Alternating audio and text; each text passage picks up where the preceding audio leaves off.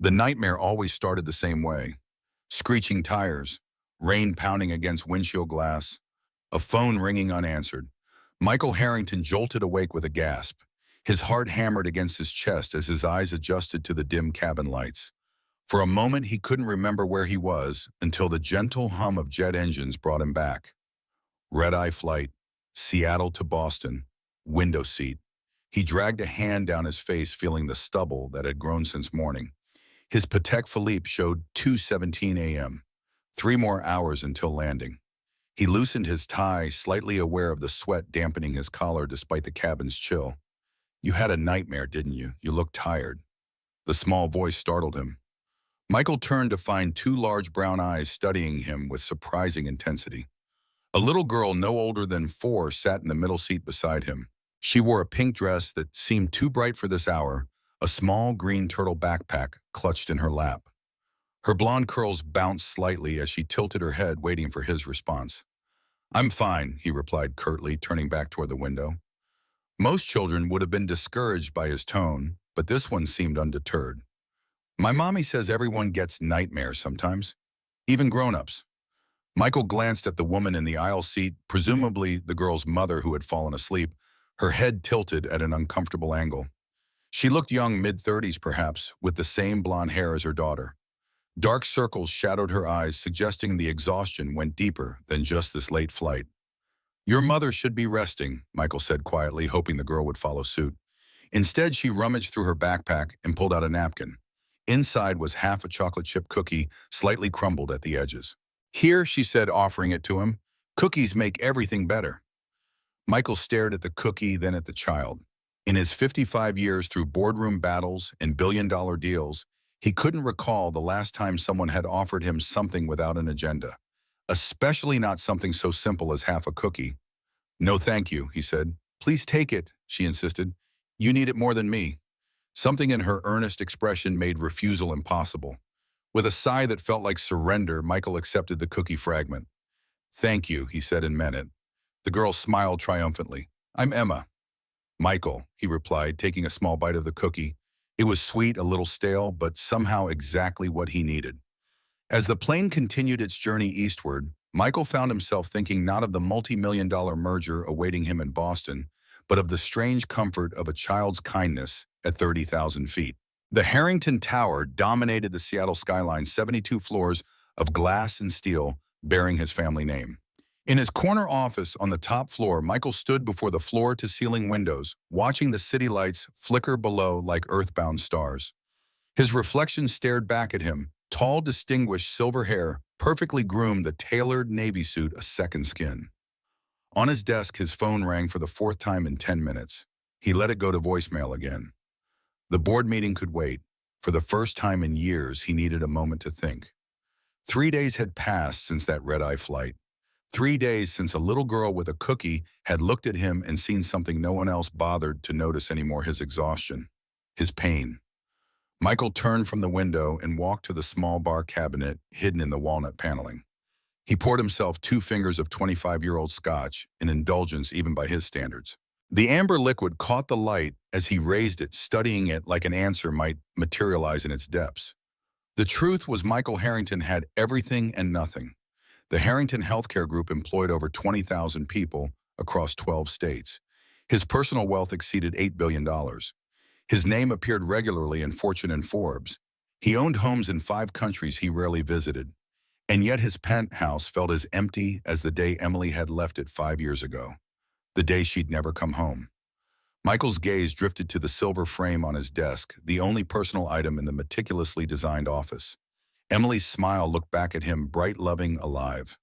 They'd been married 10 months when a rainy night, a red light, and a phone call had shattered everything. He buried her in fall. The leaves had been red that day. She would have loved that. His phone rang again. With a sigh, he picked up. "Harrington," he answered. "Michael, you need to get to Boston." It was Dr. Brennan, his mother's specialist. "Martha's condition is deteriorating faster than we anticipated." Michael set down his glass, his throat tightening. "How long does she have?"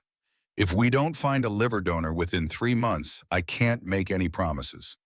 The words hit him like physical blows. Martha Harrington, a formidable matriarch of the Harrington family, reduced to a hospital bed and a ticking clock. After losing his father to heart disease 15 years ago, his mother had become his only family. Despite their complicated relationship, the thought of losing her too was unbearable. "I'll be on the next flight," Michael said. "There's one more thing," Dr. Brennan added. "We've been searching the donor registry, but your mother's blood type is rare." "Oh, negative. It's complicating matters." After hanging up, Michael stood motionless in his office. The empire he'd built suddenly felt like a hollow monument. What good was all this power if he couldn't save the people who mattered? The boardroom fell silent as Michael finished his presentation. 12 executive faces stared back at him, some concerned, others calculating. "So this merger with Boston Memorial is our priority," he concluded. "It strengthens our East Coast presence and gives us access to their cutting-edge transplant research." Victor Reynolds, the company's CFO, leaned forward. At 60, with steel gray hair and cold blue eyes, Victor had been with Harrington Healthcare almost as long as Michael himself. They'd started as young executives together, though only one had risen to the top. "A $1.2 billion merger requires more due diligence than 3 weeks, Michael," Victor said, his voice carrying the faintest edge of challenge, "especially considering your personal interest in the matter." Michael met his gaze steadily. "If you're implying that my mother's condition is clouding my judgment—" "Not at all," Victor interrupted smoothly. "I'm merely suggesting that rushing into this particular acquisition might appear questionable to our shareholders." The tension in the room thickened. Everyone present knew that Victor had expected to succeed Michael's father as CEO years ago. The board's decision to appoint Michael instead had created a rivalry that simmered beneath 3 decades of professional courtesy. "Your concerns are noted," Michael replied evenly, "but this merger has been in discussion for 18 months. We're simply accelerating an existing strategy." Margaret Chen, the head of research and development, spoke up. "Boston Memorial's transplant program is indeed industry-leading. From a medical perspective, this acquisition makes perfect sense." Victor's expression remained neutral, but his eyes hardened. "Of course, I'm only thinking of what's best for the company." After the meeting concluded, Michael remained at the table reviewing documents as the room emptied. Only Victor lingered, gathering his materials with deliberate slowness. "Your mother's condition," Victor said quietly once they were alone. "It's serious, well." Michael looked up, searching for genuine concern in the other man's expression. "Yes, she needs a transplant soon." Victor nodded sympathetically. "Family comes first. I understand that better than most." As Victor walked toward the door, he paused. "Oh, and Michael, I hope you know I'm always here to help shoulder the burden if things become overwhelming." The offer hung in the air, seemingly sincere yet loaded with implication. Michael forced a smile. "Thank you, Victor. I'll keep that in mind." Once alone, Michael loosened his tie and exhaled slowly. The company had been his life for 30 years, a refuge after Emily died. Now it felt like another responsibility he couldn't afford to neglect, even as his personal life crumbled around him. He gathered his papers and headed for his private elevator. In less than an hour, he would be on a plane to Boston, where his mother's life hung in the balance. What he didn't see was Victor returning to the empty boardroom phone already in hand. "I need you to find everything you can about Boston Memorial Hospital."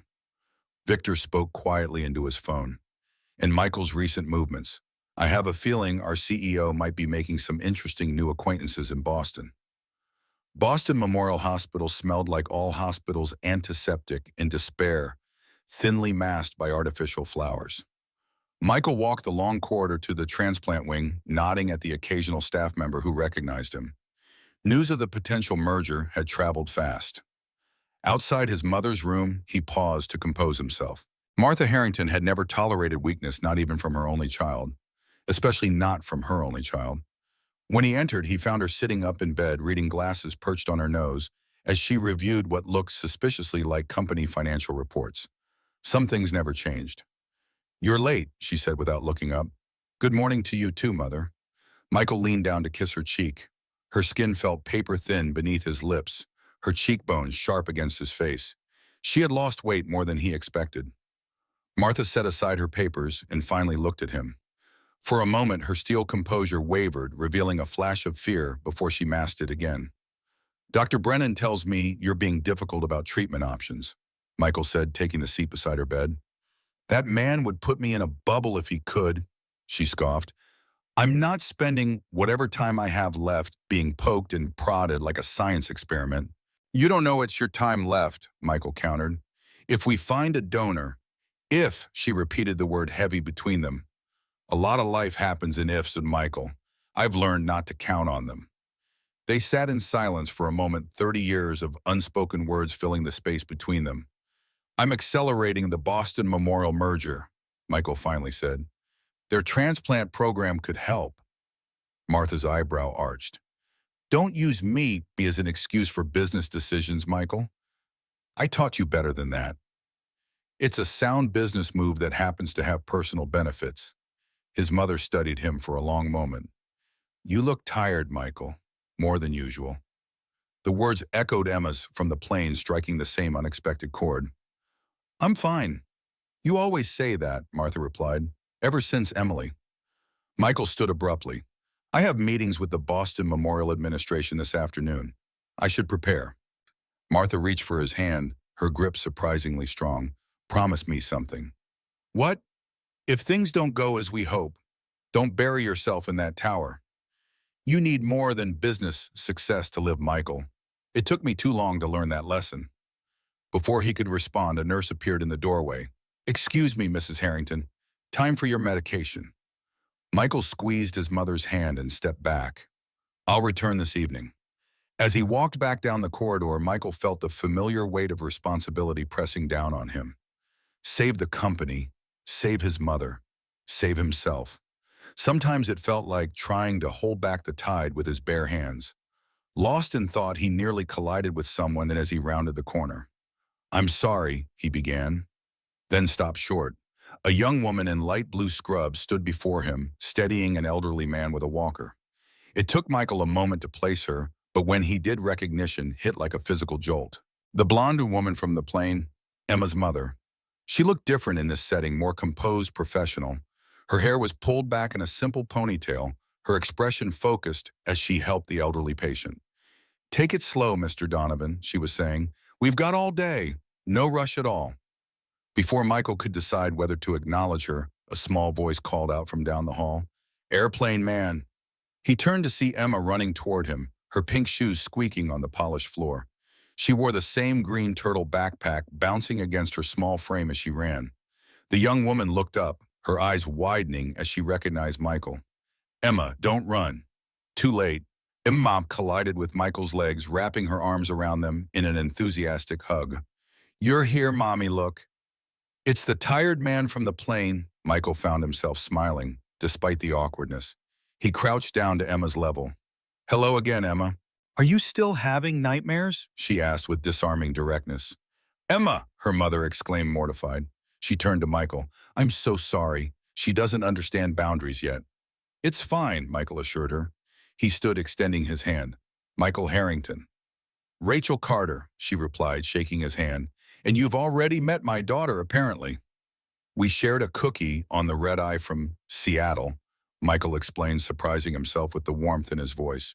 Rachel's expression softened slightly. That explains the cookie crumbs I found everywhere the next morning. She turned to her patient. Mr. Donovan, this is Michael Harrington. The elderly man nodded politely, though his attention seemed focused on maintaining his balance. Are you a doctor? Michael asked Rachel. She shook her head. Nursing assistant. I work the night shift usually. Emma stays in the children's area when I can't find a sitter. I help the sick people, Emma chimed in proudly. I draw them pictures. Michael noticed the dark circles beneath Rachel's eyes, the slight slump in her shoulders. Working nights while caring for a young child couldn't be easy. Are you visiting someone? Rachel asked, her professional tone returning. My mother, Michael replied. She's being evaluated for a liver transplant. Rachel's expression changed subtly. I'm sorry to hear that. The transplant team here is excellent, though. That's what I'm counting on, Michael said. I should let you get back to work. Rachel nodded, but Emma tugged at Michael's suit jacket. Will you come see my pictures? Sometime I made one with stars. Before Michael could respond, Rachel gently intervened. Mr. Harrington is very busy, sweetie. We should let him go. It would be my pleasure to see your artwork sometime, Emma, Michael found himself saying. The words surprised him as much as they seemed to surprise Rachel. Really? Emma beamed. I'm in the butterfly room after lunch. Emma, that's enough, Rachel said firmly, though not unkindly. She guided her daughter back toward Mr. Donovan. We need to help Mr. Donovan back to his room. As they walked away, Emma looked back over her shoulder and waved. Michael found himself waving back an unfamiliar warmth spreading through his chest. For the briefest moment, he felt something he hadn't experienced in years, a connection that had nothing to do with business or obligation. Just a simple human moment.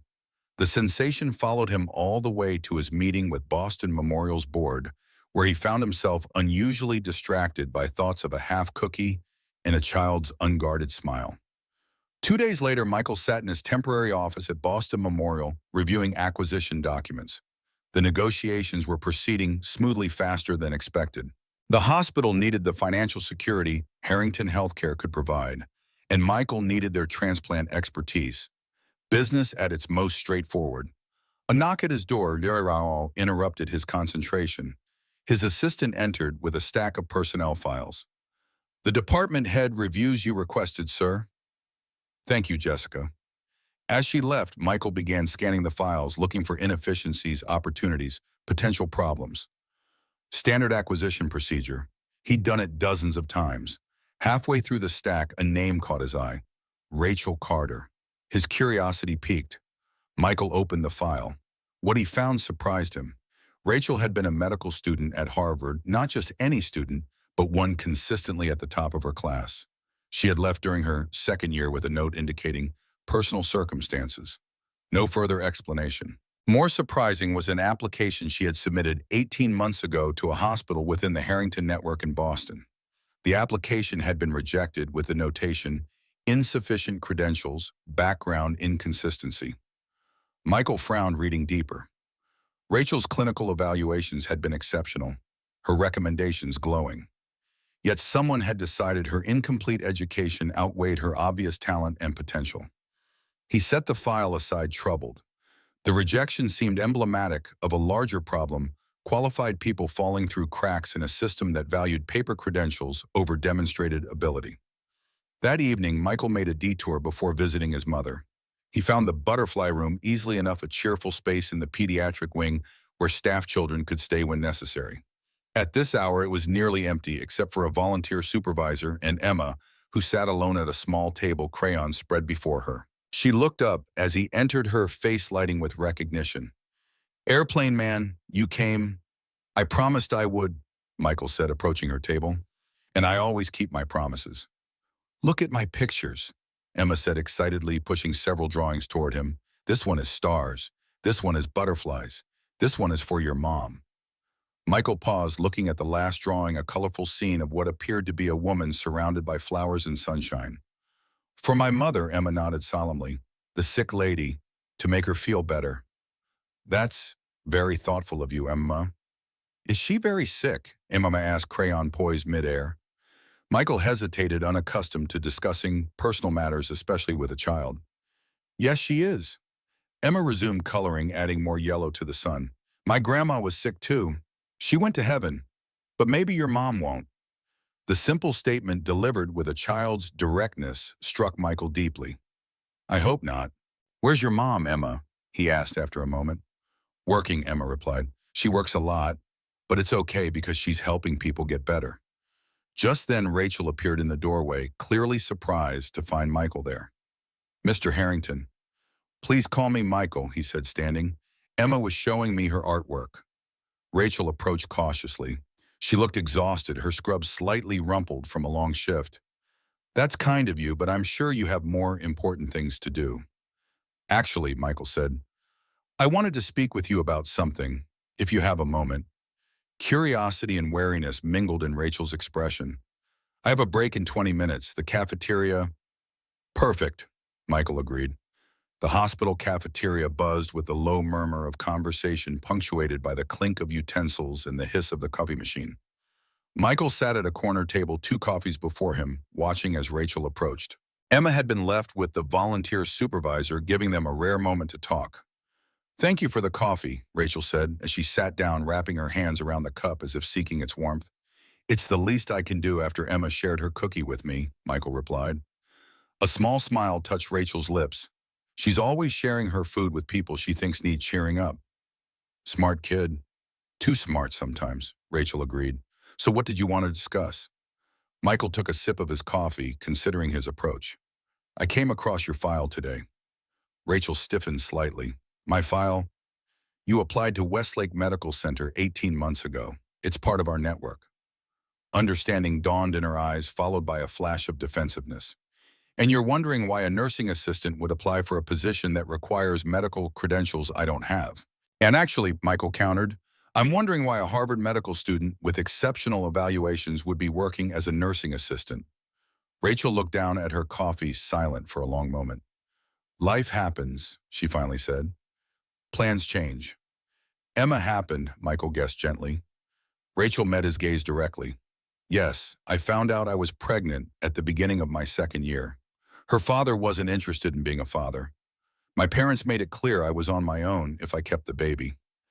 She shrugged, a gesture that tried and failed to minimize the magnitude of what she'd faced. I made my choice. A brave one, Michael observed.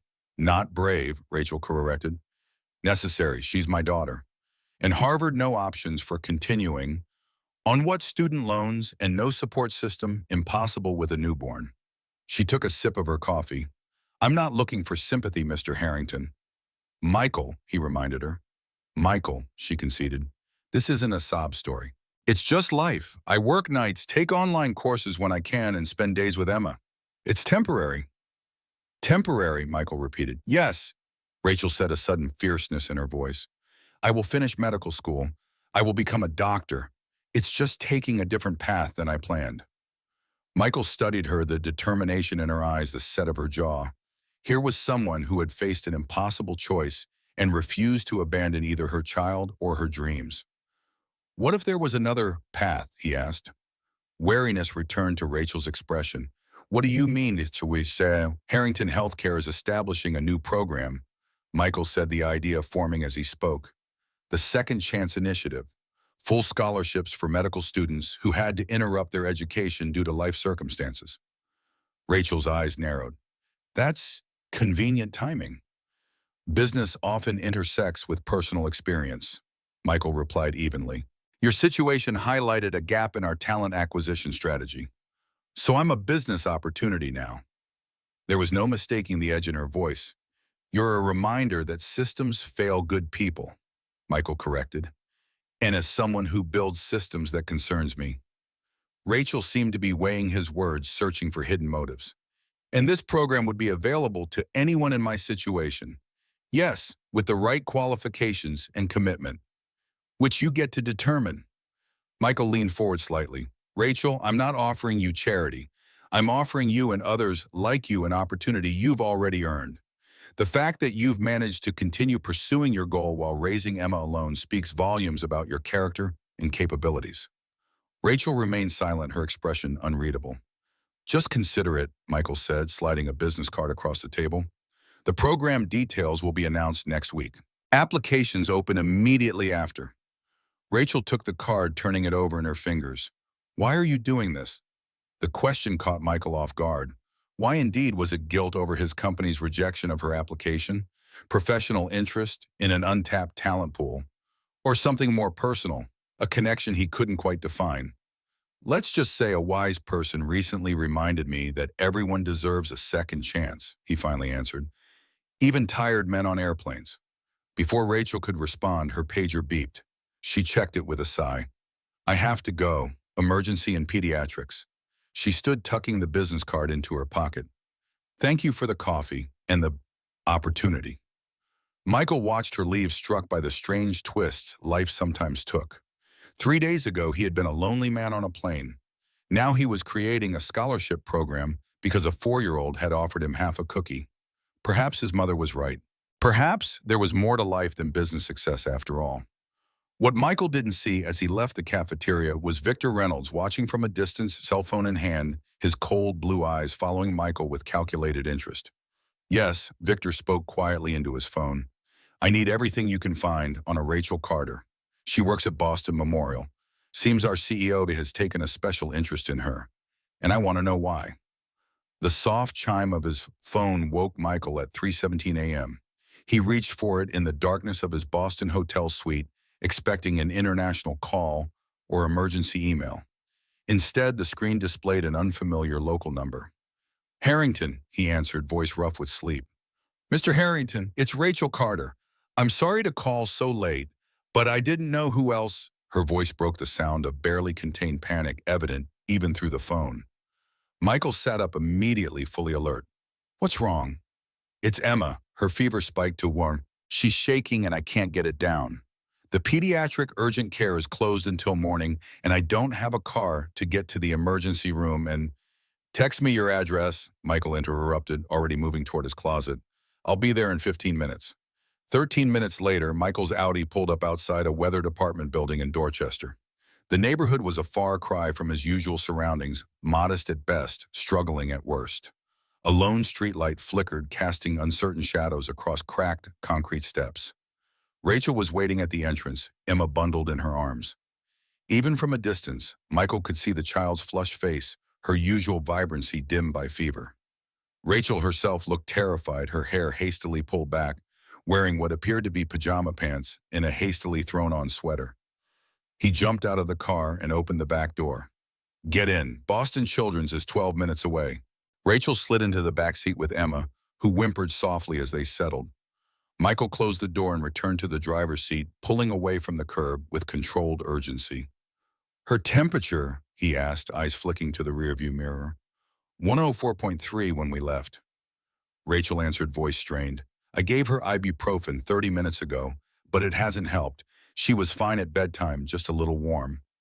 Michael nodded, accelerating through a yellow light. "Children's fevers can spike rapidly. Has she been sick recently?" "Just a cold last week. Nothing serious." Rachel pressed her lips to Emma's forehead. "She's burning up." In the mirror, Michael caught glimpses of Rachel whispering reassurances to Emma, stroking her hair, holding her close. The tender efficiency of her movements spoke of both maternal love and medical training, checking Emma's pulse, monitoring her breathing, keeping her calm. "Almost there," Michael said as they approached the hospital. "I've texted ahead. They're expecting us." Rachel looked up, surprise momentarily replacing worry. "You have contacts at Children's, too." Harrington Healthcare made a substantial donation to their research department last year, he explained, pulling up to the emergency entrance. "Occasionally, philanthropy has practical benefits." A team was waiting with a wheelchair as they arrived. Rachel climbed out with Emma, immediately relaying symptoms and medication details to the attending physician. Michael stood back, watching as they whisked Emma inside, Rachel never leaving her side. For a moment, he hesitated. His presence wasn't strictly necessary now. He could return to his hotel, get some sleep before tomorrow's meetings. The rational, business-minded choice. Instead, Michael parked the car and walked into the hospital. 4 hours later, Emma's fever had finally broken. Michael stood in the doorway of the hospital room, watching as Rachel sat beside the sleeping child, gently stroking her arm. The fear had faded from Rachel's expression, replaced by exhaustion and relief. He approached quietly, offering a cup of coffee. "Thought you might need this." Rachel accepted it gratefully. "Thank you for everything." Michael took the seat in opposite her. "How is she?" "Better. They're saying viral infection with febrile seizures. Scary, but not uncommon in children her age." Rachel rubbed her eyes. "They want to keep her for observation until morning." "Good. Better to be cautious." They sat in comfortable silence for a moment, the only sounds the soft beeping of monitors and Emma's steady breathing. "I don't usually fall apart like that," Rachel finally said, staring into her coffee. "I'm trained for medical emergencies. But when it's your own child, everything you know goes out the window," Michael finished. "Completely understandable." Rachel studied him curiously. "You sound like you speak from experience." Michael hesitated, then nodded. "My wife, Emily. She developed pneumonia 5 years ago. I was in Tokyo closing a deal. By the time I got home, she was in the ICU. He swallowed hard. "I've run a healthcare company for 30 years. I have access to the best medical care in the world." And in that moment, I couldn't remember a single useful thing. The confession hung between them, more personal than anything Michael had shared in years. "I'm sorry," Rachel said softly. "It was pneumonia, but it was also stress, exhaustion, and neglect." Michael continued, the words tumbling out now. "She'd been sick for days. I was too busy to notice. By the time she called for help, it was advanced." He looked away. She died while I was on a conference call with Shanghai. Rachel reached across the bed and touched his hand. The gesture was so unexpected, so gentle, that Michael nearly pulled away. But something in her expression, understanding without pity, made him stay. That's why you recognize Emma's fever so quickly, she observed. Michael nodded. Some lessons you only need to learn once. Their conversation was interrupted by a small voice. Mommy? Emma's eyes fluttered open, still glazed with fever, but more alert than before. Rachel immediately leaned forward. I'm here, baby. How are you feeling? Thirsty. Emma's gaze shifted, landing on Michael. Airplane man came too. Despite everything, Michael smiled. I did. Are you still tired? Emma asked, her child's perception once again cutting straight to the core. Michael considered the question with surprising seriousness. Not as much as before. This seemed to satisfy Emma, who closed her eyes again, drifting back to sleep. Rachel adjusted the thin hospital blanket around her daughter. She worries about everyone but herself. A trait she clearly inherited, Michael observed. Rachel smiled faintly. Maybe so. As dawn broke over Boston, painting the hospital room in soft golden light, Michael found himself reluctant to leave. Something had shifted during this long night. A connection formed in crisis, a glimpse of what it meant to be needed, not for his money or power, but simply for his presence. You should get some rest, he finally said, standing. I have meetings this morning, but I can have my driver return this afternoon if you need a ride home. We'll be fine, Rachel assured him. They'll probably discharge her by noon. Michael nodded, hesitating. About the scholarship program? I'll think about it, Rachel promised. And Michael, thank you, not just for tonight, but for seeing something in me worth investing in.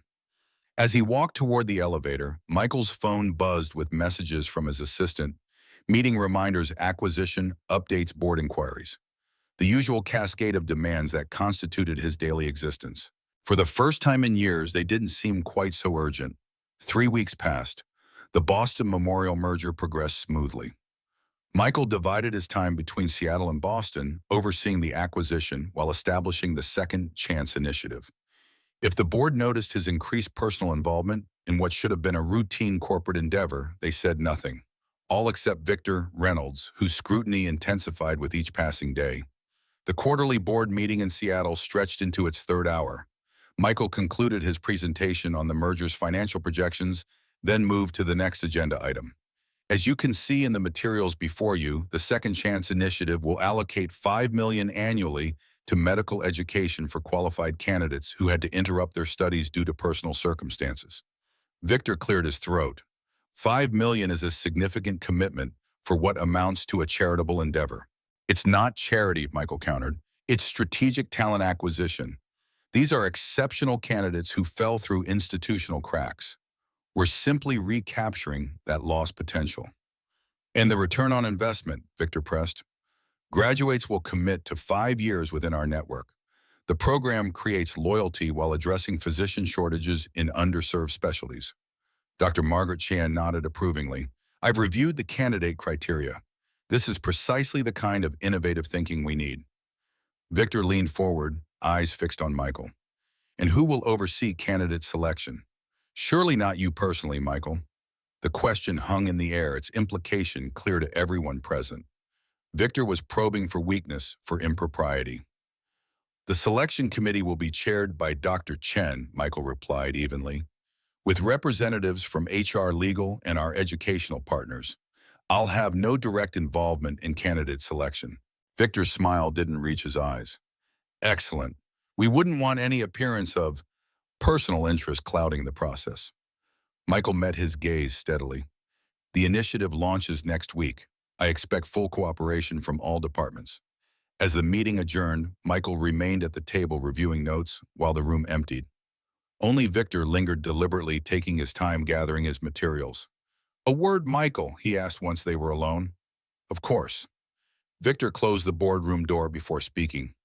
I've known you for 30 years. I knew your father. This behavior isn't like you. What behavior would that be? Flying to Boston twice a week. Personal involvement in a minor hospital acquisition. A sudden interest in medical education. Victor's voice hardened. A certain nursing assistant and her daughter. Michael's expression remained neutral. You've been keeping tabs on me. I'm concerned about the company, about your judgment. Victor placed a folder on the table. Rachel Carter, single mother, Harvard dropout, currently applying to your new scholarship program while working nights at a hospital you're acquiring. Your point? It looks inappropriate, Michael. At best, like favoritism. At worst, Victor let the implication hang. Michael stood slowly. Rachel Carter is one of dozens of qualified candidates. Her application will be reviewed like any other. He closed the folder without looking at it. Now, if there's nothing else, just one thing, Victor said, his tone softening to something almost paternal. Your mother's condition is taking a toll on you. We all see it. If you need to take a step back, even temporarily, the board would understand. I'd be happy to assume more responsibility while you focus on personal matters. The offer was delivered perfectly concerned, reasonable, selfless. Had Michael not known Victor for 3 decades, he might even have believed it sincere. Thank you for your concern, Michael replied, but I'm quite capable of managing both my personal and professional responsibilities. Victor nodded, accepting the rebuff with practiced grace. Of course, just know the offer stands. After Victor left, Michael remained in the boardroom, staring out at the Seattle skyline. The Empire State Building was visible in the distance, its spire catching the afternoon sun. His father had built the original company from nothing, working 16-hour days to create something lasting. Michael had expanded it tenfold, driven by the same relentless ambition. Only now, with his mother dying and his own life half over, did he wonder about the cost of that ambition, about roads not taken and connections lost. His phone chimed with a text message. It was from Rachel. Emma asked if you're coming to her art show tomorrow. Children's Hospital, 2 p.m. No pressure, just passing along the invitation. Michael found himself smiling as he typed his response. Wouldn't miss it. The children's ward at Boston Memorial had been transformed into an impromptu art gallery. Colorful drawings lined the hallways, each bearing the name and age of its young creator. Patients, parents, and staff mingled in the playroom, admiring the artwork and enjoying the refreshments provided by the hospital volunteers. Michael felt distinctly out of place in his tailored suit among the casual visitors, but Emma's reaction when she spotted him made any discomfort worthwhile. You came, she exclaimed, running to him in a familiar blur of pink dress in boundless enthusiasm. Come see my pictures. I made 5 of them. She tugged him by the hand towards a display of drawings prominently featuring stars, butterflies, and what appeared to be a family of turtles. Michael listened attentively as Emma explained each creation in detail, her earlier illness seemingly forgotten in her excitement. Rachel approached as Emma concluded her artistic tour, offering Michael a cup of punch. I'm surprised you made it. I thought you'd be in Seattle. I rescheduled a few meetings, he said, accepting the drink.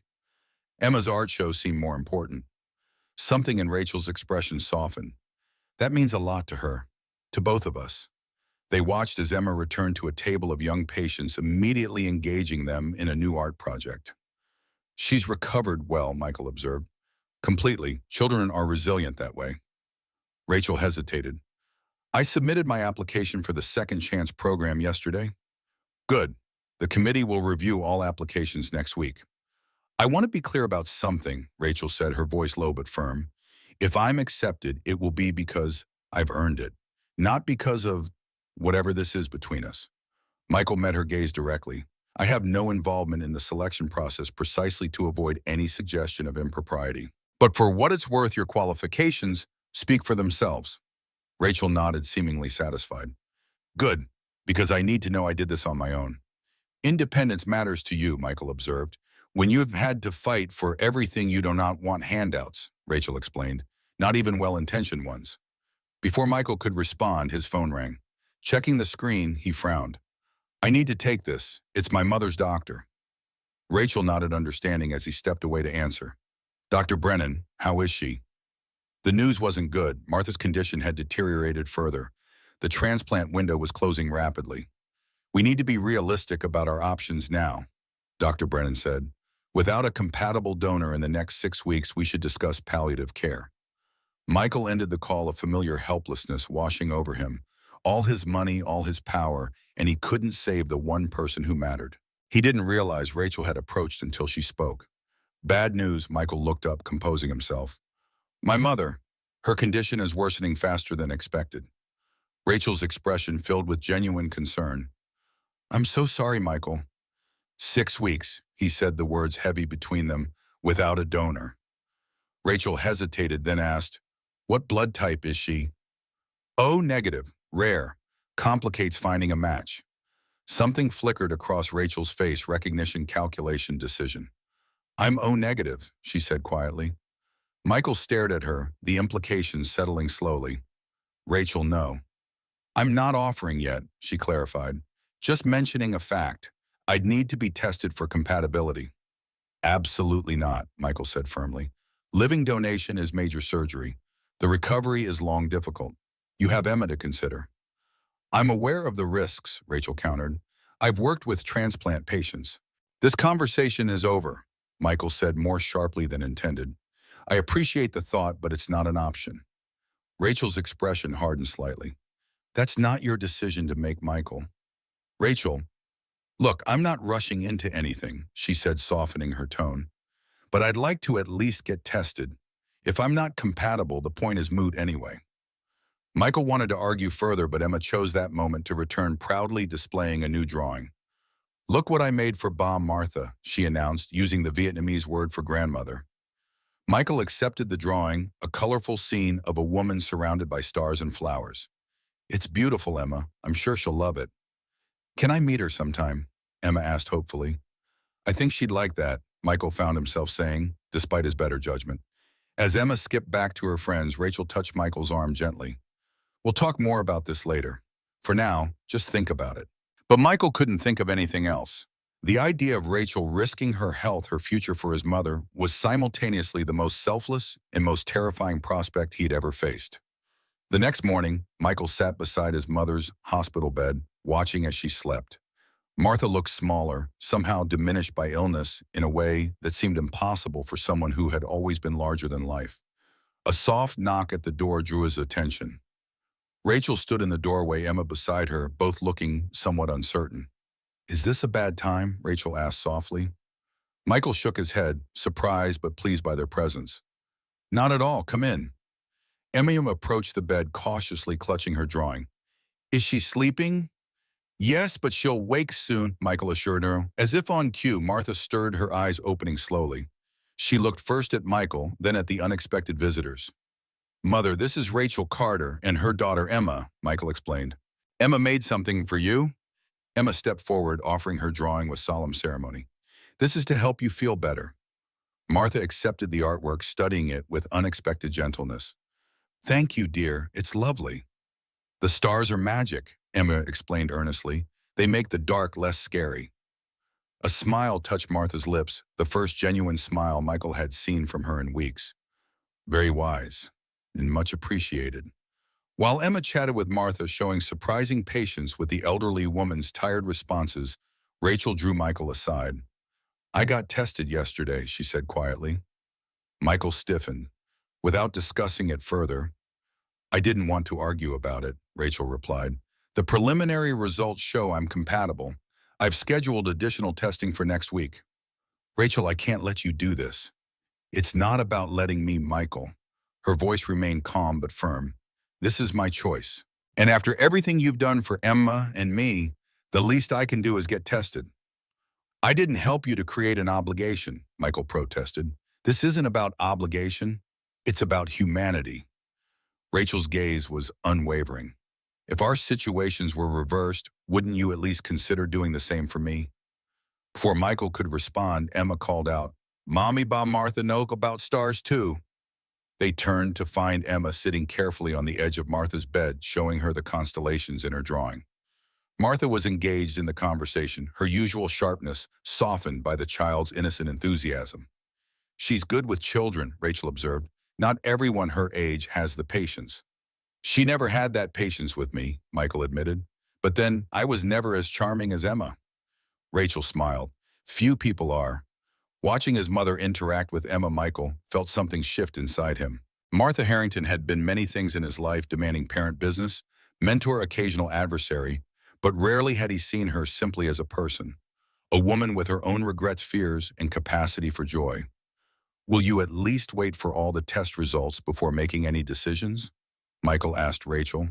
Of course, and I'll speak with the transplant team about all the risks. Rachel's expression softened. I know you're worried, Michael, but this is what medical professionals do. We help people, even at personal cost. Sometimes, Rachel acknowledged, but the right choices rarely come without some sacrifice. As they left Martha's room an hour later, Emma happily clutching a vintage brooch Martha had insisted she take, every young lady should have something that sparkles. Michael found himself torn between gratitude and fear. Rachel's offer represented hope for his mother, but the thought of her risking her health of Emma potentially losing her mother was unbearable. What he didn't see as they walked away was Victor Reynolds stepping out of an adjacent room, having witnessed the entire interaction. The transplant team's conference room felt smaller than it actually was, the weight of the discussion making the walls close in. Brennan presented the test results with clinical precision, but the conclusion was anything but clinical. Ms. Carter is an excellent match for Mrs. Harrington, he explained, gesturing to the charts displayed on the monitor. Blood type, tissue compatibility, liver volume, all optimal. From a medical standpoint, she's an ideal living donor. Michael sat rigid in his chair, eyes fixed on the data before him. Rachel sat opposite, her expression a mixture of relief and resolve. And the risks? Michael asked, his voice tight. For the donor, as with any major surgery, there are significant considerations, Dr. Brennan acknowledged. 6 to 8 weeks recovery minimum. Potential complications including infection, bleeding, bile leakage. Long-term, there's a small risk of liver failure if the regeneration isn't complete. And mortality rate, Michael pressed, for living liver donation approximately 0.2 to 0.5%. The number seems simultaneously small and enormous, a fraction of a percentage that could mean everything. I understand the risks, Rachel said calmly, and I still want to proceed. Michael looked at her incredulously. You have a 4-year-old daughter. You're about to restart medical school. This is madness, Rachel. Michael, Rachel began, but he cut her off. No, I won't allow it. We'll find another donor. In 6 weeks, Rachel challenged, with her rare blood type, you know the odds better than that. Then we'll explore other options, experimental treatments, trials. There has to be another way. Dr. Brennan cleared his throat. Mr. Harrington, I understand your concerns, but Miss Carter is an adult making an informed medical decision. And frankly, your mother's options are limited at this point. The room fell silent. Michael stood abruptly and walked to the window, staring out at the Boston skyline without really seeing it. The rational part of him understood the situation perfectly. Martha needed a liver, Rachel was compatible, time was running out. But another part, the part that had already lost too much, rebelled against the idea of risking Rachel's life, no matter how small the statistical risk. Michael, Rachel's voice came from behind him, gentle but firm. Look at me. He turned slowly to face her. I'm not doing this lightly, she said. I've researched everything, spoken with donors, considered Emma's needs. This is a calculated decision, not an emotional one. It feels emotional to me, Michael admitted. Because you've lost someone you loved, Rachel acknowledged. I understand that fear, but this is different. Is it? Because from where I stand, it looks like I'm about to watch someone else I care about put themselves at risk while I stand helplessly by. The words slipped out before he could stop them, raw, honest, revealing far more than he'd intended. Rachel's expression softened in response, a complicated mix of surprise and something deeper. She gave you life, Rachel said quietly. Let me help give her a second one. Michael closed his eyes, feeling the weight of inevitability settling over him. When he opened them again, his decision was made. If anything happens to you, it won't, Rachel assured him, but if it did, promise me you'd look after Emma. The request stunned him into momentary silence. The level of trust it implied was staggering. I promise, he finally said the words, feeling like a sacred vow. Doctor. Brennan, sensing the resolution, cleared his throat. If you are both certain, we'll schedule the procedure for next week. Ms. Carter will need pre-surgical preparation beginning Thursday. As they left the conference room, Michael noticed Rachel checking her phone with a frown. Something wrong, he asked. A message from my babysitter. She can't watch Emma on Thursday. Rachel sighed. I'll need to find someone else for the pre-op appointments. I could watch her, Michael offered, surprising himself. Rachel looked equally surprised. You no offense, Michael, but you run a multi-billion-dollar company. You don't have time to babysit. I have excellent time management skills, he replied with a hint of humor. And I promised to look after her, didn't I? Might as well start now. Rachel studied him for a moment, then nodded. All right, but fair warning, she'll make you play Princess Tea Party and it's exhausting. I've negotiated with Japanese industrialists, Michael said confidently. How hard could Princess Tea Party be? 3 hours into Princess Tea Party, Michael had his answer. Exhausting didn't begin to cover it.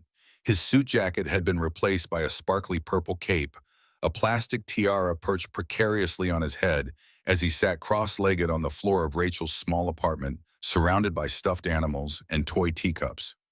More tea, King Star? Emma asked solemnly, holding an empty plastic teapot.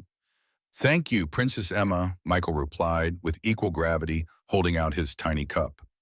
Emma poured imaginary tea with practiced precision, then turned to address a worn teddy bear. Mr. Buttons, you must wait your turn. Michael watched her, marveling at the elaborate world she'd created, complete with royal protocols, magical powers, and an ongoing narrative involving a dragon who kept stealing the kingdom's cookies. Her creativity was boundless, her attention to detail impressive. You're very good at this, he observed. I practice a lot, Emma confided.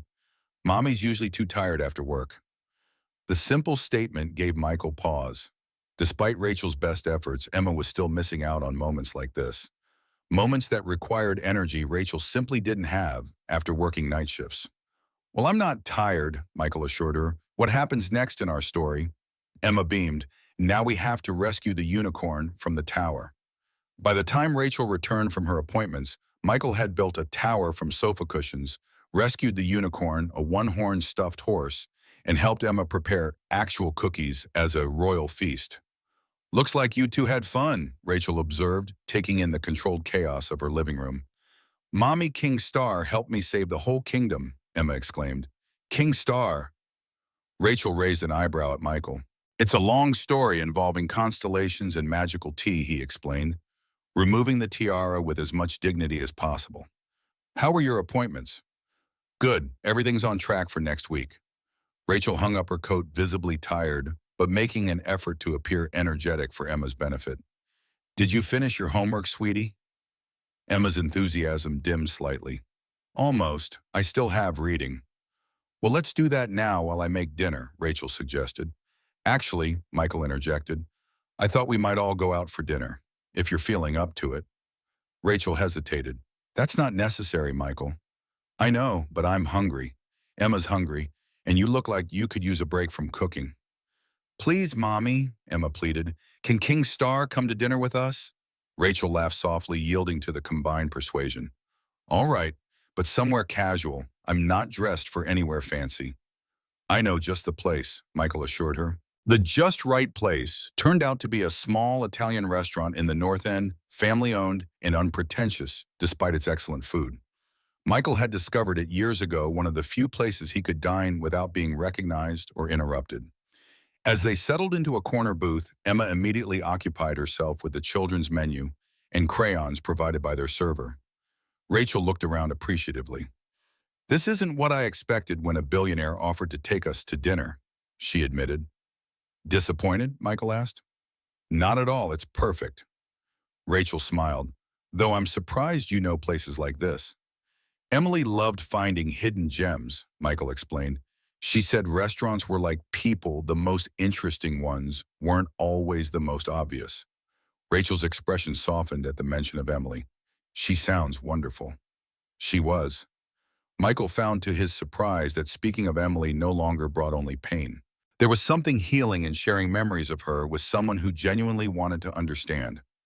She would have liked you. High praise, Rachel said. And Emma, oh, Emma would have had her wrapped around her little finger in minutes, Michael said, smiling at the thought. Emily always wanted children. The admission hung in the air between them, laden with unspoken regret. Why didn't you have children after she died? Rachel asked gently. Michael considered the question, searching for the honest answer. At first grief, then habit, then it seemed too late. He shrugged slightly. Life becomes a series of routines. Work meetings, more work. You stop imagining alternatives. Until a little girl offers you half a cookie on a plane, Rachel suggested. Something like that, Michael agreed, watching as Emma concentrated on her coloring tongue caught between her teeth in focus.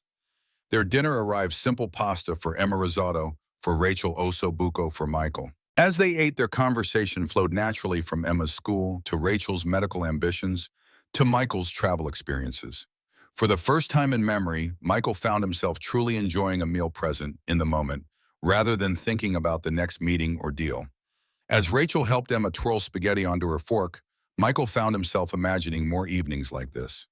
More princess tea parties. More crayon drawings on his refrigerator. More reasons to leave work at a reasonable hour. The realization both exhilarated and terrified him. After years of emotional isolation, he was opening himself to the possibility of connection and all the vulnerability that entailed. Their peaceful evening was interrupted by Rachel's phone. She checked the number, frowned, and excused herself to take the call outside. When she returned minutes later, her expression had darkened considerably. "Everything all right?" Michael asked. "Fine," she said tersely. "Emma, finish your dinner, sweetie.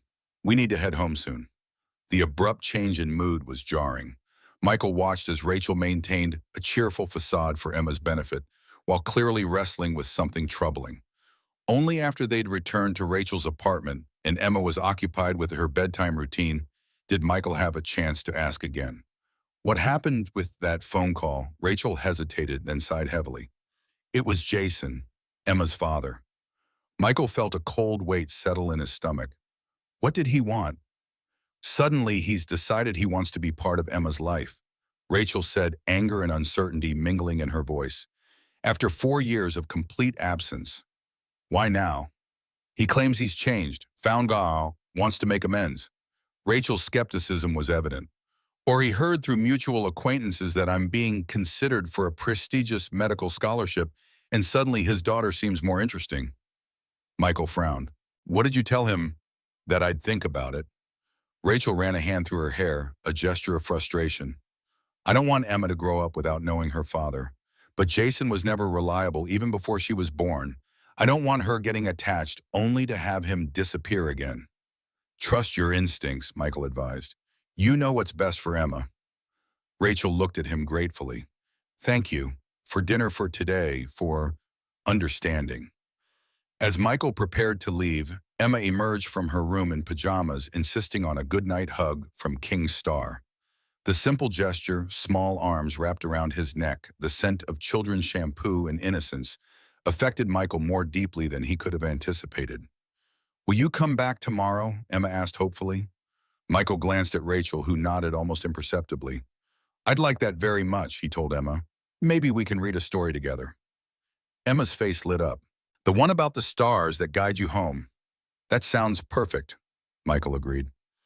As he drove back to his hotel, the city lights reflecting off the Charles River, Michael realized something profound had shifted within him. For the first time since Emily died, he was thinking beyond the next quarter's earnings or the next acquisition. He was thinking about bedtime stories and princess tea parties, about Rachel's determination and courage, about the possibility of a life not measured in deals closed, but in moments shared. What he didn't know was that across town, Victor Reynolds was reviewing a file on Jason Davis, Emma's absent father. A file that included his current address, financial troubles, and the detailed notes of their recent meeting. "Mr. Davis is quite motivated by financial incentives," Victor's private investigator had written, "and harbors significant resentment toward Ms. Carter. With the right approach, he could prove a valuable asset in our strategy." Victor closed the file with a satisfied smile. Sometimes the most effective weapons came from unexpected places. The morning of the surgery dawned with a sky the color of faded denim. Michael stood at his hotel window watching as Boston stirred to life below. He hadn't slept. The weight of the day ahead pressed down on him, a pressure in his chest that made breathing difficult. In 8 hours, 2 people he cared about would be unconscious on operating tables. One fighting for a second chance at life. One risking everything to provide it. His phone buzzed with a text from Rachel. "We're heading to the hospital now. Emma's with my sister Angela. See you there." Simple words that concealed the enormity of what lay ahead. Michael texted back a quick acknowledgement, then gathered his coat and keys. The drive to Boston Memorial took 15 minutes. Michael spent them mentally reviewing contingency plans, the best surgeons on standby, a private medical jet, if needed, arrangements for Emma, if the unthinkable happened. Preparations that felt simultaneously essential and utterly inadequate. Rachel was already in pre-op when he arrived. She sat on the edge of the hospital bed, still in her street clothes, filling out final paperwork. She looked up as he entered, offering a smile that didn't quite reach her eyes. "Right on time," she said. Michael approached, taking in her pallor, the slight tremor in her hands that she tried to hide. "How are you feeling?" "Nervous, but ready." Rachel set aside the clipboard. "Your mother being prepped in the West Wing. Martha Harrington doesn't surrender control easily, even to surgery." Rachel laughed softly. "I've noticed that runs in the family." Michael sat beside her on the bed, close enough that their shoulders almost touched. For a moment, neither spoke, the beeping of distant monitors and the squeak of nurses' shoes in the hallway the only sounds. "I have something for you," Rachel finally said, reaching for a folded paper on the bedside table. "If something happens—" "Nothing's going to happen," Michael interrupted. "Michael?" Her voice was gentle but firm. "We both know there are risks. Just take it. Read it only if you need to." Michael accepted the letter reluctantly, slipping it into his jacket pocket without looking at it. The weight of it seemed disproportionate to its size. "Emma knows I'm helping your mother get better," Rachel continued. "Angela will bring her to visit tomorrow once I'm stable. But if there are complications—" "Rachel, please. We need to talk about this," she insisted. "If something happens, Emma will need stability. She'll need someone who cares about her, who understands her. She'll need you, Michael." The responsibility of that statement hung between them, weighty and profound. Michael found himself nodding, the promise he'd made earlier crystallizing into something deeper. "Nothing is going to happen," he repeated, his voice steadier now. "But if it did, I would make sure Emma never wanted for anything, love included." Rachel studied his face, seeming to find the reassurance she sought. "Thank you." A nurse appeared in the doorway. "Miss Carter, it's time to start your prep." Rachel nodded, then turned back to Michael. "Will you do something for me? Anything. Check on Emma this afternoon. Angela's wonderful, but Emma's still anxious about all this. Hearing from you might help." "Of course," Michael promised. He hesitated, then leaned forward and pressed his lips gently to her forehead. "I'll be here when you wake up." As the nurse began preparing Rachel, Michael stepped into the hallway, needing a moment to compose himself. The letter in his pocket seemed to burn through the fabric, a possibility too painful to contemplate. Down the hall, through double doors and across the building, his mother was likely experiencing her own pre-surgical anxiety. Martha Harrington had faced many challenges in her 78 years, but never her own mortality so directly. Michael took a deep breath and headed toward the West Wing. Before his vigil began, he had one more person to see. Martha was sitting up in bed, her silver hair neatly combed, expression composed despite the surgical gown and IV line. She looked more like a queen holding court than a patient awaiting major surgery. "You look terrible," she informed Michael as he entered. He couldn't help smiling. Trust his mother to maintain her directness even now. "Good morning to you too, Mother." "Have you seen her, the donor?" Martha asked. Michael nodded, taking the chair beside her bed. "Just now." "And how is she?" "Nervous but determined." Martha's expression softened slightly. "Brave girl. I hope to thank her properly when this is over." "You'll have plenty of opportunity," Michael assured her. A moment of silence stretched between them, decades of things unsaid crowding the small space. "Michael," Martha finally began, her voice uncharacteristically hesitant. "If this doesn't go well—" "It will," he interrupted. "Listen to me," she persisted. "If I don't make it through this, I need you to know something." She reached for his hand, her grip surprisingly strong. "I'm proud of you, of the company you've built, yes, but more importantly, of the man you've become." The words struck Michael like physical blows. In 55 years, he could count on one hand the times his mother had expressed direct approval. "Mother, let me finish," she insisted. "I wasn't always the parent you deserved. After your father died, I focused on preserving his legacy instead of building a relationship with you. That was a mistake." Michael stared at their clasped hands, unable to meet her eyes. "You did what you thought was right." "Perhaps, but seeing you these past weeks with that young woman and her daughter, I've realized what truly matters. Martha's voice grew thoughtful. You look at that child the way your father looked at you, with wonder, with love. Michael remained silent, emotions too complex for words rising in his throat. Don't make my mistakes, Michael, Martha continued. Don't put the company above everything else. Find what brings you joy and hold on to it with both hands. Before Michael could respond, Dr. Brennan entered with the surgical team. It's time, Mrs. Harrington. Martha squeezed Michael's hand once more. Remember what I said. As they wheeled his mother toward the operating room, Michael felt a strange sense of peace settle over him. Whatever happened today, something had been healed between them. A fracture so old he'd stopped noticing its pain until the moment it began to mend. The surgical waiting room became Michael's world for the next 8 hours. He'd arranged for a private space but found himself preferring the ordinary waiting area with its outdated magazines and uncomfortable chairs. There was something grounding about sitting among other families, experiencing the same suspended animation of surgical waiting. Midday came and went. Michael's assistant texted with updates from Seattle Board of Inquiries. Urgent decisions needed. For the first time in his career, Michael responded with a single message, unavailable until tomorrow. David will handle anything urgent. At 2 o'clock, he called Angela as promised, speaking briefly with Emma. Is Mommy okay? She asked immediately. The doctors are still helping her and Martha, Michael explained gently. But your mom is very strong, remember? The strongest, Emma agreed. When can I see her? Tomorrow, sweetheart. And I'll come see you this evening, okay? We can read that story about the stars. The promise seemed to satisfy Emma. King Star to the rescue. She declared a phrase from their imaginary games that now felt like a prayer. As afternoon faded into evening, Dr. Brennan finally appeared in the waiting room doorway.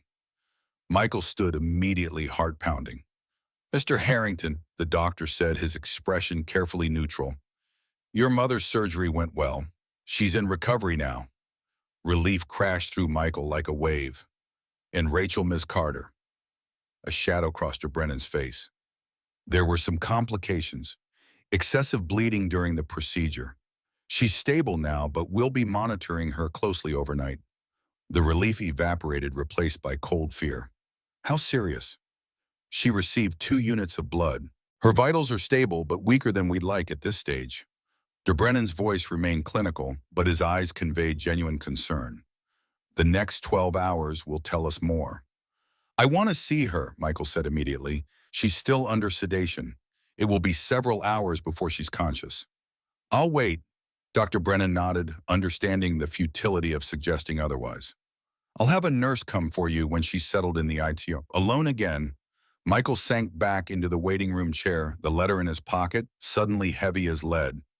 With hesitant fingers, he withdrew it, staring at Rachel's neat handwriting on the folded paper. For a long moment, he couldn't bring himself to open it. Reading it felt like accepting a possibility he refused to acknowledge. But Rachel had trusted him with these words, whatever they might be. Slowly, he unfolded the letter. Dear Michael, it began, if you're reading this, things haven't gone as planned. First, don't blame yourself. This was my choice, made with full understanding of the risks. I've never regretted choices made from love, and I don't regret this one. Michael paused, the word love sending an unexpected ache through his chest. I need to ask something difficult of you. Emma will need stability, guidance, and most importantly, love. I've seen how you are with her, patient, kind, protective, qualities that would make you an excellent guardian. The letter continued, outlining practical matters, Emma's routine, her favorite foods, her fears and joys. The details a mother would want someone to know about her child.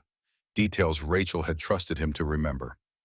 There's something else you should know, Rachel had written toward the end. These past weeks with you have awakened something I thought I'd never feel again, hope, not just for my future or Emma's, but for the possibility of connection, of family. Whether or not I survive this surgery, know that you've given us that gift, and it has made all the difference. The letter ended simply, whatever happens, remember that everyone deserves half a cookie sometimes, even tired men on airplanes. All my love, Rachel. Michael refolded the letter carefully, his vision blurred with unshed tears. The weight of Rachel's trust, her affection pressed down on him, terrifying and beautiful in equal measure. A nurse appeared in the doorway. Mr. Harrington, you can see Miss Carter now. The ICU was eerily quiet at this hour, the beeping of monitors and the soft footsteps of nurses the only sounds. Rachel lay still in the hospital bed, pale against the white sheets, a maze of tubes and wires connecting her to various machines. The steady rhythm of the heart monitor provided the only reassurance that beneath this unnatural stillness, she remained. Michael approached, slowly settling into the chair beside her bed. Her hand lay on top of the blanket, an IV line taped to the skin. Gently, he covered it with his own. "I'm here," he said softly, "just like I promised." The only response was the continued beep of the monitor, the mechanical rise and fall of her chest. Michael sat in silence for a long time, his thumb tracing small circles on the back of Rachel's hand.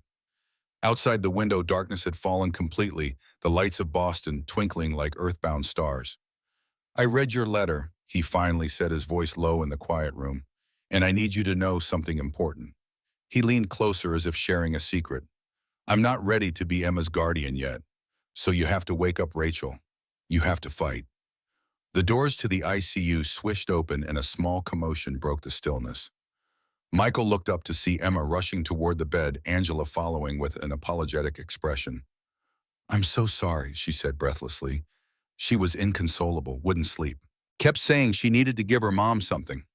Emma reached the bedside, her eyes wide as she took in the machines, the tubes, her mother's stillness. Instead of fear, her expression showed determination. From her pocket, she withdrew half a chocolate chip cookie wrapped in a napkin. "Mommy needs this," she explained seriously, placing it on the bedside table. "Cookies make everything better." The simple faith in her statement struck Michael deeply. He lifted Emma onto his lap where she could see her mother better. "That was very thoughtful, Emma," he said gently. "Will it help her wake up?" Emma asked, her small face solemn. "I think it might," Michael answered honestly. "Your mom is very strong, but everyone needs a little help sometimes." Emma nodded, satisfied with this explanation. She reached out, touching her mother's arm gently. "Wake up soon, Mommy. King Star is here, and he's taking care of me, but I miss you." Angela stepped forward. "We should go, Emma. It's very late and your mom needs rest." But Emma shook her head stubbornly. "I want to stay with King Star." Michael met Angela's concerned gaze over Emma's head. "She can stay with me," he offered. "I'll be here all night anyway." Angela hesitated, clearly torn between hospital rules and her niece's distress. "Are you sure she should really be in bed?" "We'll make do," Michael assured her. "There's a recliner over there. We'll be fine." After Angela left, Michael settled into the recliner with Emma curled against his chest. He covered them both with the spare blanket a nurse had provided, feeling Emma's small body gradually relax against him. "Can you tell me the star story?" she asked sleepily. "Of course," Michael replied, beginning the tale of stars that guided lost travelers home. Before he finished, Emma had fallen asleep, her breathing deep and even against his chest. Michael continued his vigil through the night, holding Emma as she slept, watching Rachel's monitors, listening to the steady rhythm that meant she was still fighting.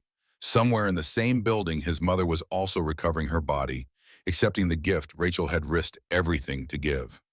As dawn broke over Boston, painting the hospital room in soft golden light, Michael felt Emma stir against him. "Is Mommy awake yet?" she asked immediately. Before Michael could answer, a small sound came from the bed, a change in breathing, a slight movement of fingers. Michael and Emma both looked toward Rachel just as her eyes fluttered open. For a moment, she seemed confused, gaze drifting around the room until it settled on them, Michael with Emma in his arms, both watching her with identical expressions of hope. "There are my favorite people," Rachel whispered, her voice hoarse but unmistakably hers. "Mommy," Emma exclaimed, scrambling down from Michael's lap and rushing to the bedside. "You're awake. Did the cookie help?" Rachel looked puzzled until she noticed the cookie fragment on her bedside table. A smile touched her lips. "It helped very much, sweetheart." Michael approached the bed, relief making him lightheaded. "Welcome back," he said softly. Rachel reached for his hand, squeezing weakly. "You stayed. I promised I would." A nurse entered, pleased but professional at finding her patient awake. "This is excellent, Ms. Carter, but we need to check your vitals now, and little visitors should wait outside." Michael lifted Emma into his arms. "We'll be right outside, and then we'll get you that breakfast you like, okay?" As they stepped into the hallway, Emma looked up at him with complete trust. "I knew Mommy would wake up. Cookies and stars always work. Michael smiled, marveling at the wisdom children sometimes possess that adults had forgotten. They certainly do, Princess Emma. They certainly do. 3 weeks later, Rachel sat in a wheelchair on the rooftop garden of Boston Memorial, enjoying her first extended time outdoors since the surgery. Her recovery had been steady, but slower than she'd hoped, her body taking its time to heal from the substantial trauma. Michael pushed the wheelchair toward a sunny bench overlooking the city. Emma skipped alongside them, chattering about her morning at preschool. The routine they'd established felt surprisingly natural, Michael taking Emma to school in the mornings, working from the hospital for part of the day, then bringing Emma to visit in the afternoons. "How's Martha doing?" Rachel asked as Michael set the brake on her wheelchair. "Remarkably well," he replied, sitting beside her. "Her body's accepting the donation without complications. The doctors are calling it a textbook recovery." "Good." Rachel smiled, genuine pleasure in her expression. "And how are things in Seattle?" Michael's expression tightened slightly. "Manageable. David's handling the day-to-day operations well." "But," Rachel prompted, sensing his hesitation, "Victor's been making noise with the board, suggesting my personal distractions are affecting company performance." Rachel sighed. "I'm sorry, the last thing I wanted was to cause problems for you professionally." "You haven't," Michael assured her. "Victor's been looking for leverage against me for years. If it wasn't this, it would be something else." Emma, who had been examining a butterfly on a nearby flower, returned to them. "Can we have our picnic now? I'm hungry." "An excellent idea," Michael agreed, pulling a small cooler from beneath the bench. The hospital nutritionist had finally approved Rachel for more substantial food, and they'd planned this rooftop picnic to celebrate. As Michael spread a blanket on the grass nearby, helping Rachel move from the wheelchair to join them, a shadow fell across their improvised picnic spot. Michael looked up to find Victor Reynolds standing before them, immaculately dressed in a tailored suit that seemed out of place among the hospital's greenery. "Michael," Victor greeted him, his smile not reaching his eyes. "What a charming domestic scene." Michael stood slowly. "Victor, I wasn't aware you were in Boston." "Clearly." Victor's gaze moved to Rachel, then Emma. "Is Carter, I presume? And this must be Emma. I've heard so much about you both." Rachel nodded cautiously, instinctively, drawing Emma closer to her side. There was something in Victor's manner that set off warning bells. "What brings you to Boston Memorial?" Michael asked, his tone neutral, despite the tension evident in his posture. "Board business. Questions about the merger timeline, the scholarship program." Victor's expression remained pleasant, but his words carried an unmistakable edge. "Some concerns about potential conflicts of interest." "I've been transparent with the board about my mother's condition and my time in Boston," Michael replied evenly. "Yes, your mother." Victor nodded sympathetically. "How fortunate she found a compatible donor so quickly, and from such an unexpected source." The implication hung in the air, heavy and unpleasant. "Ms. Carter made a selfless choice that saved my mother's life," Michael said, his voice hardening. "The board has no concerns about that." "Perhaps not, but they might be interested in her connection to Jason Davis." Victor withdrew a folder from his briefcase. "Emma's father, I believe, a man with quite the colorful history." Rachel paled visibly. "How do you know about Jason?" "Victor," Michael warned, stepping between them. "That's enough." "I'm simply concerned about the company's reputation," Victor continued smoothly. "A CEO personally involved with a woman whose child's father has multiple fraud convictions, the press would have a field day." Emma looked up at her mother, confusion in her expression. "Mommy, who is this man?" "No one important, sweetheart," Rachel assured her, though her voice trembled slightly. "Why don't you go look at those flowers over there?" Once Emma was out of earshot, Rachel faced Victor directly. "Whatever game you're playing, leave my daughter out of it." "No game, Miss Carter, just due diligence." Victor's smile remained fixed. "Though I did have an interesting conversation with Mr. Davis recently. He seems quite concerned about his parental rights." Michael stepped forward, his voice dangerously low. "You approached Jason Davis." "I simply facilitated a meeting. He reached out to the company, concerned about his daughter's welfare." Victor shrugged, the picture of reasonable concern. "Given your involvement, it seemed prudent to hear him out." Rachel struggled to her feet, ignoring the pain the movement caused. "Jason hasn't cared about Emma for 4 years. What did you offer him?" Ms. Carter, you wound me, Victor replied, placing a hand over his heart in mock offense. I merely listened to a father concerned about his child, though he did mention considering legal action regarding custody. The blood drained from Rachel's face. Michael moved to support her, his arm around her waist. That's enough, Victor, he said firmly. This conversation is over. Of course, Victor nodded pleasantly. I have a board call in 10 minutes anyway. Just thought you should know what's brewing. He turned to leave, then paused. Oh, and Michael, the board meeting has been moved up to next Monday. Your presence is required in Seattle. No exceptions this time. After Victor departed, Rachel sank back onto the blanket, her breathing shallow with pain and distress. He can't do this, she whispered. Jason has no grounds for custody. He's never even met Emma. Michael sat beside her, taking her hand firmly in his. Listen to me. Victor is trying to manipulate both of us. Jason has no case, and even if he tried, I have the resources to fight it. But why? Why target us like this? Because Victor has wanted control of Harrington Healthcare for 30 years, Michael explained grimly. He sees you as leverage against me, a way to force me out. Rachel's expression hardened. I won't be used as a pawn in your corporate power struggle, and I certainly won't let Emma be used that way. No one's using either of you, Michael assured her. We'll handle this together. How? Rachel challenged. You heard him. The board wants you in Seattle on Monday. I'm still weeks away from full recovery. What happens when you go back to your real life, Michael? The question hung between them, demanding an answer Michael wasn't sure he had. What was his real life, now the corporate empire in Seattle or here with Rachel and Emma? My real life is changing, he finally said, and we'll figure this out. I promise.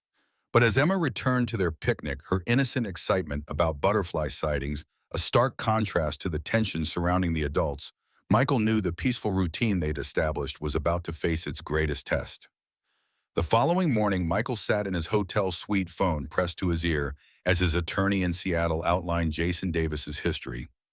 3 fraud convictions, 2 years served for the last one, the attorney summarized. Released 8 months ago, currently on probation and behind on restitution payments. Financial situation, Michael asked. Dire. Minimum wage job, significant debt. He's facing potential probation violation for missed payments. Michael absorbed this information, the picture becoming clearer.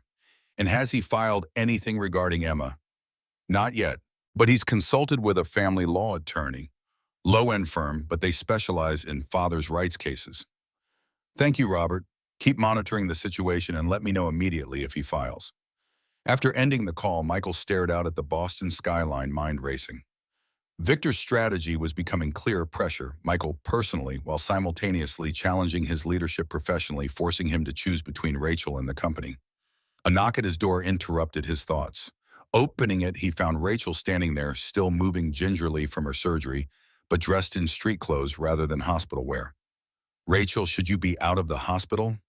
I signed myself out for the day, she explained, entering the suite. Don't worry, I have to be back by evening for monitoring. But we need to talk, and I didn't want to do it at the hospital.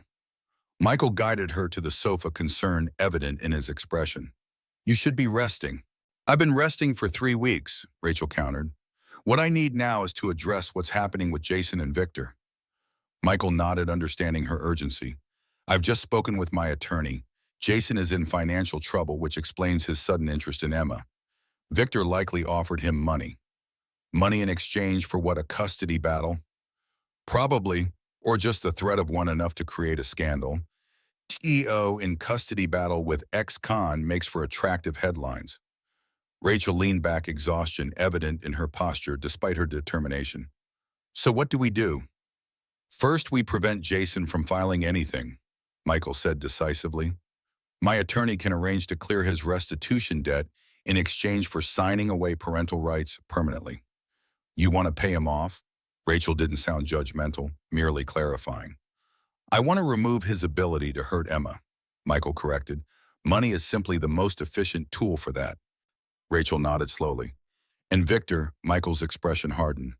Victor, I'll handle personally. How he's clearly been planning this for weeks, maybe months. He has the board's ear, and from what you've told me, he's been waiting years for this opportunity. Yes, but he's made one critical mistake, Michael replied. He's assumed I care more about the company than I do about you and Emma. The simple statement hung in the air between them, its implications profound. Rachel's expression softened vulnerability, replacing determination. And do you care about us more, I mean? Michael moved closer, taking her hands in his. Rachel, these past weeks have shown me what truly matters. I've built a company worth billions, but it took a 4-year-old with half a cookie to show me what I was missing. Rachel's eyes filled with tears. Michael, I love you, he said simply. Both of you.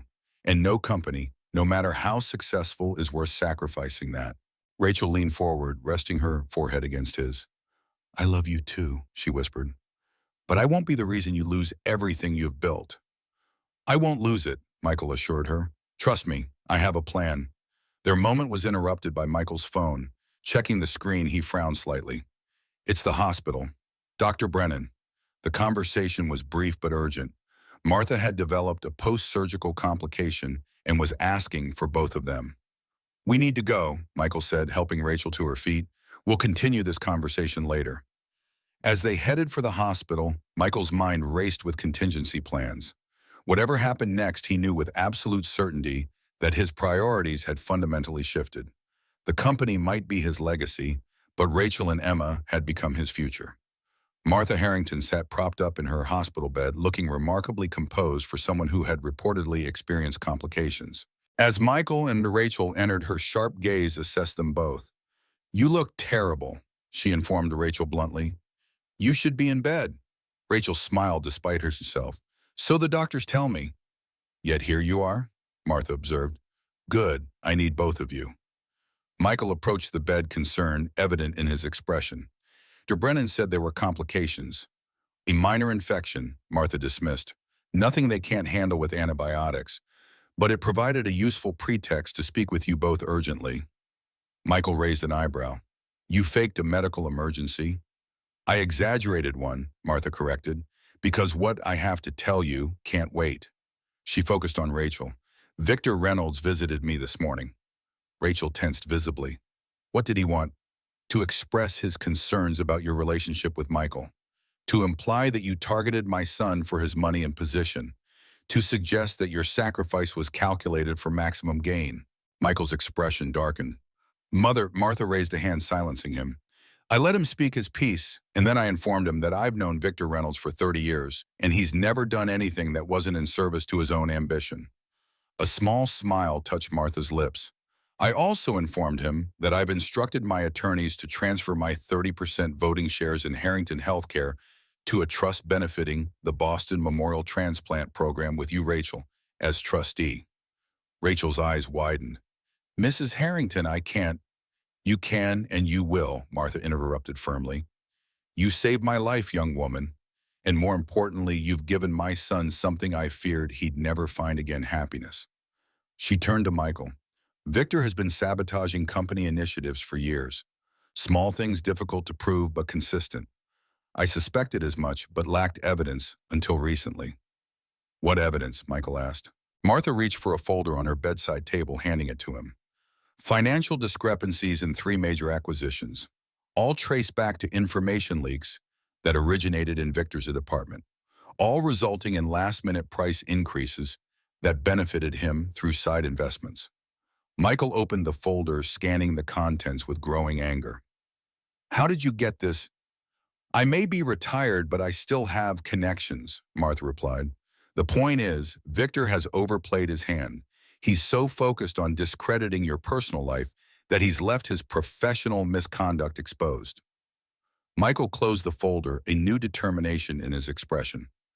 This changes everything. Indeed, Martha agreed. Now, there's one more thing. She turned to Rachel. That trust I mentioned, it comes with a condition.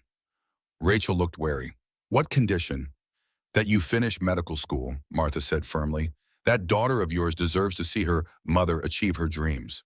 And my son deserves a partner who's his equal in every way. The word partner hung in the air, its implication clear. Martha Harrington was looking to the future, a future that included Rachel as a permanent part of her son's life. Now, Martha concluded, settling back against her pillows with satisfaction, I believe you both have preparations to make. The board meeting on Monday should be quite eventful. As they left Martha's room, Rachel shook her head in amazement. Your mother is formidable. Always has been, Michael agreed, though I've never been more grateful for it than now. Rachel stopped in the hallway, turning to face him. What happens next? Michael's expression was resolute. Next, we end this permanently. Are you up for a trip to Seattle? The Harrington Towers boardroom fell silent as Michael concluded his presentation. 12 board members sat around the polished table, expressions ranging from shock to calculation to outright anger. Victor Reynolds, seated opposite Michael, maintained a composed facade, though the whiteness of his knuckles on his folded hands betrayed his tension. These are serious allegations, Michael David Cohen, the company's president, finally said. If accurate, they constitute a breach of fiduciary duty, at minimum possibly criminal conduct. The evidence is conclusive, Michael replied. Independent forensic accountants have verified every transaction. The FBI has been provided copies of all documentation. Victor leaned forward, his practiced corporate smile firmly in place. This is absurd, a transparent attempt to distract from Michael's own conflicts of interest. His involvement with a single mother whose background is questionable at best, whose child's father is a convicted felon. Is that really the direction you want to take this, Victor? Michael interrupted calmly. Because we can certainly discuss Jason Davis, including your recent meetings with him, the money you offered him to pursue custody of Emma, the pressure you applied to destabilize a 4-year-old child's life for corporate leverage. Victor's smile faltered slightly. I have no idea what you're talking about. Don't you? Michael nodded toward the back of the room where Rachel stood quietly observing. Perhaps you'd like to explain to the board why you approached Ms. Carter's ex-partner with offers of financial assistance in exchange for custody claims. All eyes turned to Rachel, who stepped forward with quiet dignity. Mr. Reynolds contacted Jason Davis 3 weeks ago, she stated clearly. He offered to clear Jason's legal debts and provide additional financial support if Jason would pursue custody of our daughter. Jason recorded their conversation. Victor's composure cracked visibly. That's preposterous. Where is this alleged recording? With the same FBI agents who have the financial documentation, Michael replied smoothly, along with sworn statements from Jason Davis, who decided cooperation with federal authorities was preferable to additional fraud charges.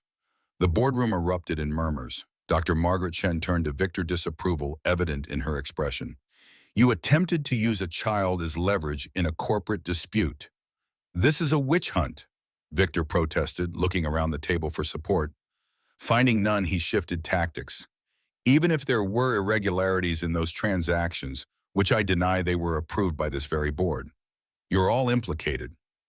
Actually, Michael countered, the transactions themselves were legitimate. The misconduct was in leaking information to third parties who then positioned to profit from price adjustments.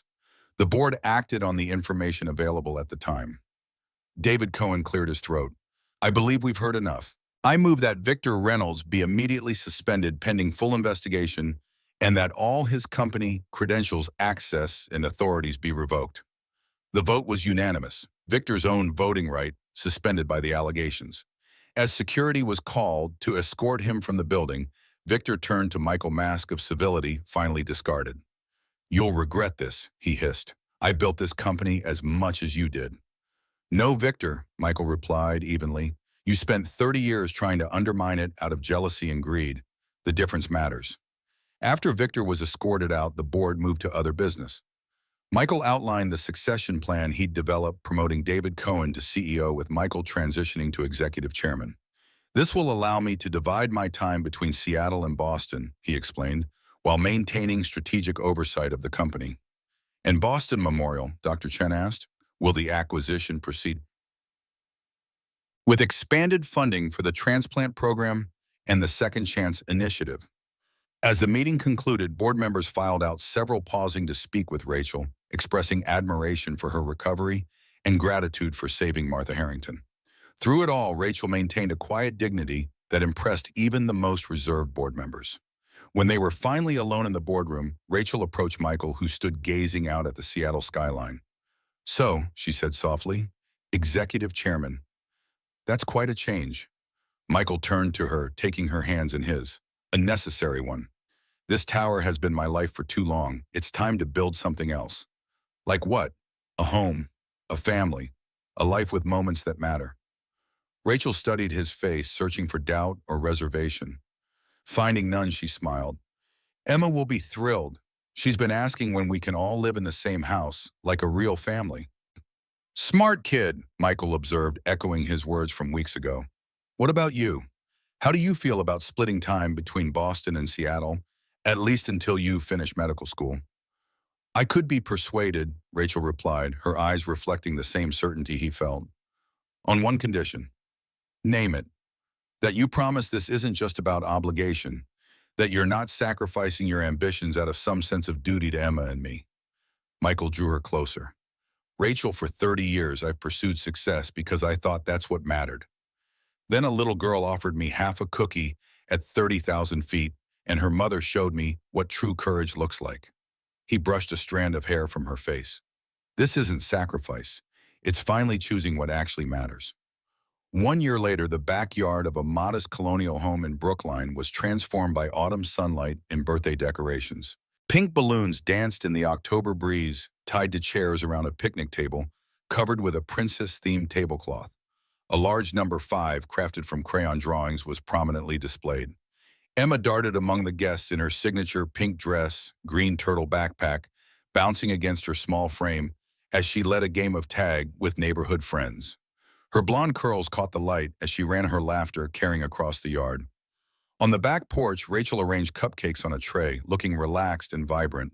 Her medical studies were progressing, her recovery complete. She wore a simple white blouse and jeans, a stethoscope still in her pocket from her morning rounds. Michael emerged from the house carrying a gift wrapped in glittery pink paper, Emma's choice, of course. He paused to watch Rachel, marveling at how naturally their lives had intertwined. The past year had brought challenges, dividing time between two cities.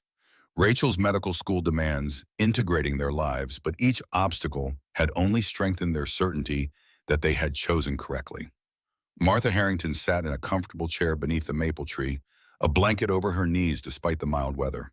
Her recovery had exceeded all expectations, her formidable spirit finding new purpose in her role as Emma's honorary grandmother. She watched the birthday festivities with evident pleasure, occasionally offering commentary that made the other adults smile. "Time for cake," Rachel called, and the children came running. Emma climbed onto the bench beside Martha, insisting the older woman help her blow out the candles. "You have to help, Martha. We're both birthday girls." Martha raised an eyebrow. "My birthday was 2 months ago, dear."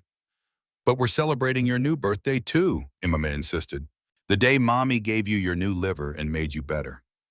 The adults exchanged glances, moved by Emma's perception and compassion. Martha patted Emma's hand gently. "Very well, we'll blow them out together." As everyone sang happy birthday, Michael found himself standing beside Rachel, his arm around her waist. She leaned against him, contentment evident in her expression. "Make a wish, Emma," someone called out. Emma closed her eyes tight, her face scrunched in concentration. Then she took a deep breath and blew out all 5 candles in one determined effort. Everyone applauded. "What did you wish for?" Michael asked as he began cutting the cake. Emma grinned. "I can't tell you, it won't come true." Later, as the party wound down and guests began to leave, Michael and Rachel sat on the back steps watching the sunset paint the sky in shades of gold and pink. Emma was still in the yard chasing fireflies with a glowing jar, Martha supervising from her chair. "I still can't believe this is our life," Rachel said softly, resting her head on Michael's shoulder. "We almost missed it," Michael acknowledged. "But we didn't," she replied, squeezing his hand.